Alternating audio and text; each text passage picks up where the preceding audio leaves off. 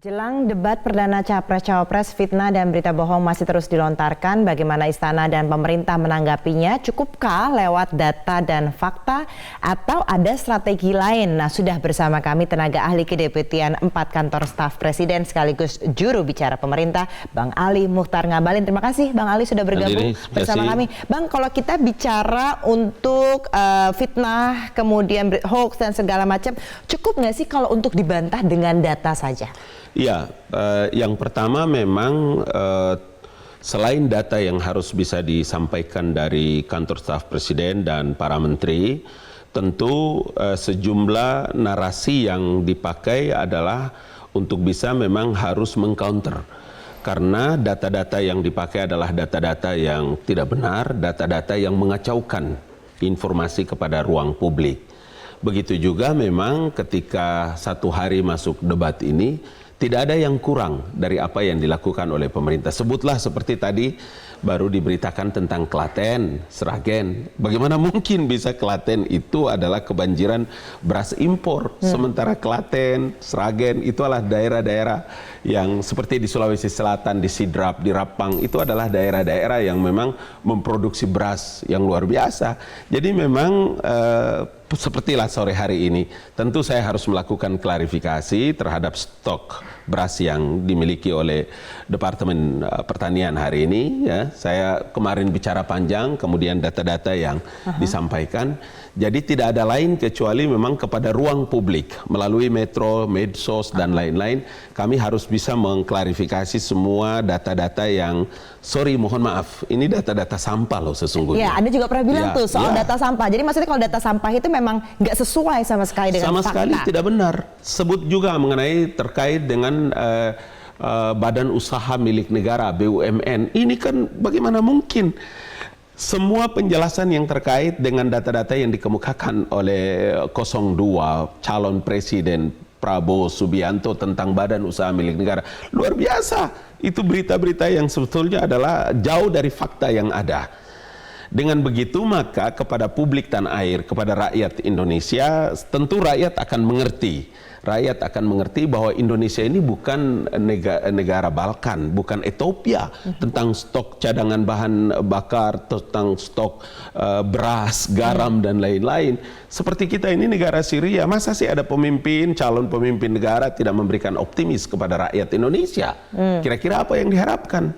Bahwa 4 tahun sekian ini belum tentu, ya tentu saja tidak semua sudah kelar dilakukan. Tetapi masa sih kita menutup mata dari apa yang telah dilakukan oleh Presiden Joko Widodo dan pemerintahannya lebih kurang 4 tahun. Dari infrastruktur, dari sarana, prasarana, jembatan dan lain-lain sebagainya. Nah, Abang nonton juga tuh waktu pidato. Saya menyaksikan dari awal sampai akhir dan saya ulang-ulang mendengarkan itu. Mana Bang yang paling nggak masuk akal? Kan sekarang Abang di pemerintahan. Yang jadi, paling tidak masuk akal. Tidak masuk akal itu mana? Yang paling tidak masuk akal bahwa stok cadangan beras kita itu 14 hari.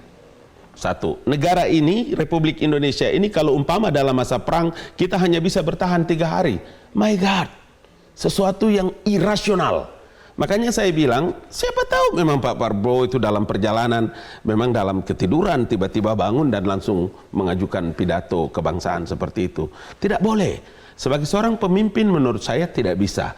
Coba kita saksikan dibandingkan dengan presiden menyampaikan data-data.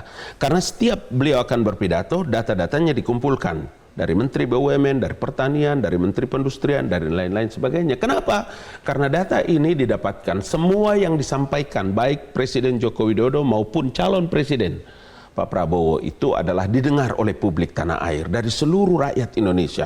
Buktinya hari ini, baik Pak Bupati, Ibu Bupati, kemudian masyarakat yang lain tidak memberikan tanggapan kecuali semua data-data yang tidak benar. Sebutlah yang sangat keras sekali melakukan perlawanan terhadap data-data bohong itu adalah Klaten dan Sragen. Tadi juga saya bicara dengan teman-teman dari Melabo, dari Aceh Barat, kemudian saya bicara juga dengan kawan-kawan dari Indonesia Timur itu seperti di Wakatobi, kampung ibu saya, kemudian dari Tual, Bupati Tahir. Tadi saya bicara panjang lebar.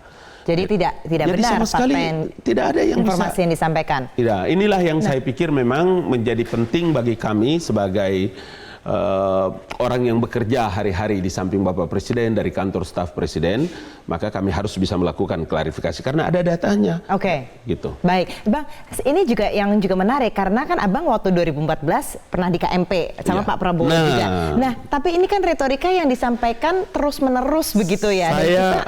Ini Anda melihat nggak sih seperti apa sih memang yang terjadi tuh memang seperti dulu, ini kah strateginya? Ya, Mbak, dulu waktu saya direktur politik di Koalisi Merah Putih itu, memang kita tidak menemukan ada pilihan-pilihan kata yang saling menjatuhkan.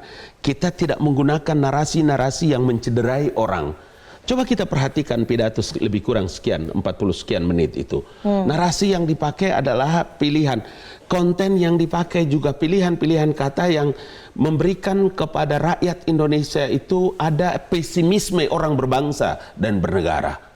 Kalau dulu kita menggunakan kalimat-kalimat yang memang memberikan motivasi bahwa bisa kita mencapai satu kemajuan kalau begini, kalau begini, kalau begini. Hari ini kan kita tidak menemukan kalimat-kalimat itu.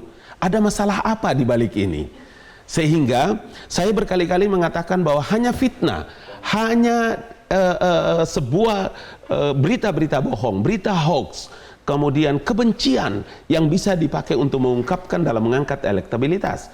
Karena pemerintah sama sekali tidak menggunakan data-data yang bohong. Pemerintah tidak menggunakan data-data yang keliru kemudian disuguhkan kepada publik Indonesia. Karena itu dilakukan oleh Presiden Joko Widodo dan pemerintahannya. Baik, bicara tadi fitnah, kita akan bahas lagi. Nanti kita akan putar juga klip ini tadi dari Tuan Guru Bajang yang mengatakan kalau Presiden Jokowi ini paling sering difitnah nih Bang. Kita akan bahas setelah jeda berikut.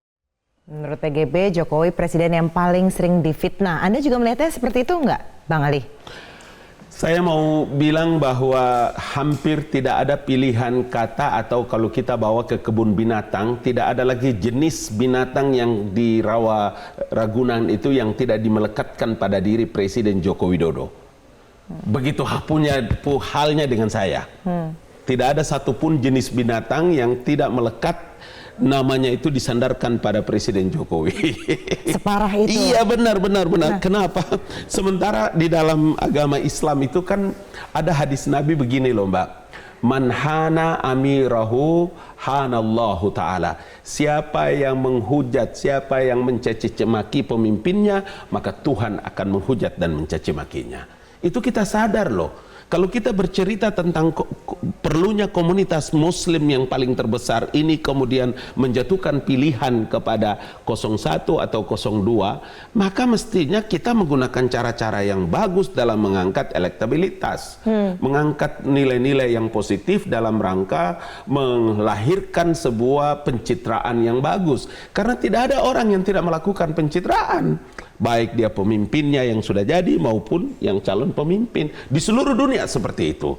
Itu sebabnya saya berkali-kali mengatakan bahwa jelas, penting, dan perlu, dan memang harus pemerintah menunjukkan citra kepada rakyat Indonesia bahwa kami telah melakukan sesuatu, memenuhi janji-janji Presiden Joko Widodo untuk kepentingan rakyat Indonesia, umat Islam.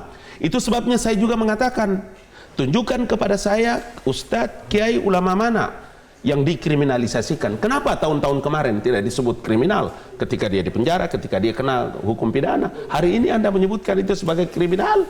Bagaimana mungkin dia melakukan perlawanan, tindakan kesalahan dalam melakukan kesalahan terhadap pelanggaran masalah pidana. Terus polisi membiarkan. Sementara kita terus mengharapkan agar polisi tetap profesional dalam menjalankan tugas-tugasnya. Disitulah ada hal yang tidak rasional dengan sebuah hal yang menjadi kenyataan dalam kehidupan masyarakat. Kemudian haruskah kalau misalnya sering difitnah seperti ini, sering disebarin berita hoax dan sebagainya, nggak usah dilawan dengan data lagi, keras aja gitu, memberikan statement keras tapi kan untuk melawan ini? Presiden itu kan berkali-kali mengatakan bahwa kita ini bangsa yang beradab. Bapak Presiden ini kan orang Solo, orang Jawa. Setiap cacian dan hujatan yang dialamatkan kepada Presiden, beliau jawab dengan senyum, kami yang gerah. Saya yang, kan saya berkali-kali bilang, saya Ketua Umum Pengurus Pusat Badan Koordinasi Mubalik seluruh Indonesia. Dan saya selalu mengatakan, tidak begitu cara mubalik dalam memberikan komentar, cara begitu tidak cara habaib dalam mencaci maki, tidak begitu cara kiai, tidak begitu cara ustadz menghujat dan mencaci maki pemimpinnya. Yang keluar dari mulut-mulut ulama, yang keluar dari mulut-mulut ustadz, dari kiai, dari segala macam, itu adalah kalimatun thayyibah. Kalimat mengajak orang ke jalan Tuhan, ke jalan Allah dengan baik. Karena itu tuntunan Al-Quran. Ud'u ila sabili